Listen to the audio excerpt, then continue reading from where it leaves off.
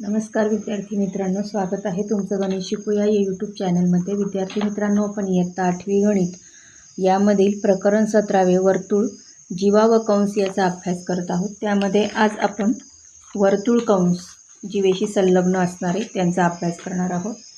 चला तर मग आजच्या व्हिडिओला आता आपण सुरुवात करूयात। आता इथे तुम्हाला हा एक वर्तुळ दिसत आहे, त्याचा केंद्रबिंदू इथे सी आहे, त्यामध्ये ए बी ही जीवा आहे आणि या सी केंद्रबिंदूपासून ए आणि बी बिंदू जर जोडले तर इथे एक त्रिकोण तयार होतोय ए सी बी।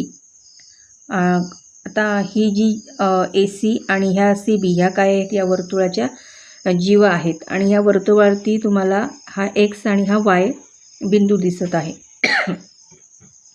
तर यामध्ये हा एक कंस तयार होतो ए एक्स बी, हा लघुकंस तयार होतो आणि ए वाय बी हा काय होतो, कंस विशाल कंस तयार होतो।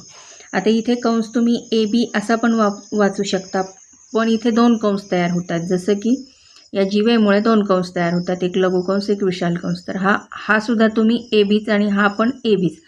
मग हे लक्षात येण्यासाठी की यातला विशाल कंस कोणता आणि लघुकंस कोणता, म्हणून इथे ह्याची नावं दिली। इथे मध्ये एक बिंदू घेतलाय एक्स आणि दुसऱ्या बाजूला बिंदू घेतलाय वाय, म्हणून इथे लघुकंस ए एक्स बी असं आपण म्हणू शकतो आणि दुसऱ्या बाजूला विशाल कंस ए वाय बी असं आपण म्हणू।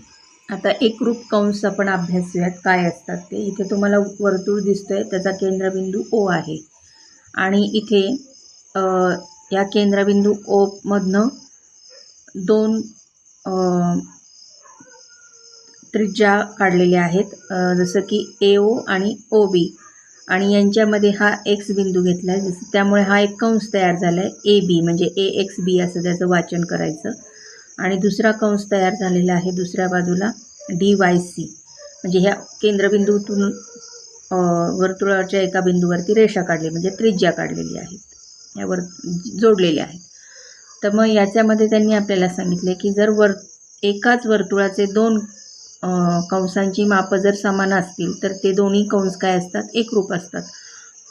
मग आता इथे केंद्रबिंदू ओ आहे या वर्तुळाचा, मग त्याचा जो कोन आहे ए ओ बी आणि कोन बरोबर माप कोन सी ओ डी यांची दोघांची मापं समान आहेत। मग आर्क म्हणजे मेजर कंस, म्हणजे जे माप कंस आपण त्याला म्हणतो, ए एक्स बी हे बरोबर माप कंस सी वाय डी यांची पण मापं समान असतात, म्हणून कंस ए एक्स बी एकरूप कंस सी वाय डी हे आपण असं इथे म्हणू शकतो। यासाठी तुम्हाला एक आकृती काढायची आहे, एक ओ केंद्र असलेलं वर्तुळ काढायचं आहे, ज्याच्यामध्ये कोन सी ओ डी आणि कोन ए ओ बी हे दोन्हींची मापं समान असतील। त्यामुळे तुमच्या हे लक्षात येईल की जे कंस आहे ए एक्स बी आणि कंस सी वाय डी हे पण काय आहेत, एकरूप आहेत।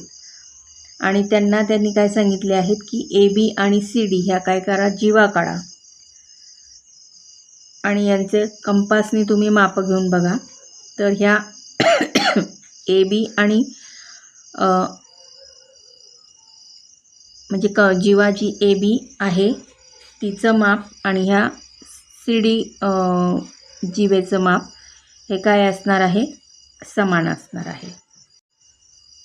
आता इथे ही दुसरी आकृती सांगितली की सेंटर सी असलेलं एक वर्तुळ काढा, ज्याच्यामध्ये दोन जीवा काढा ए बी आणि डी ई, आणि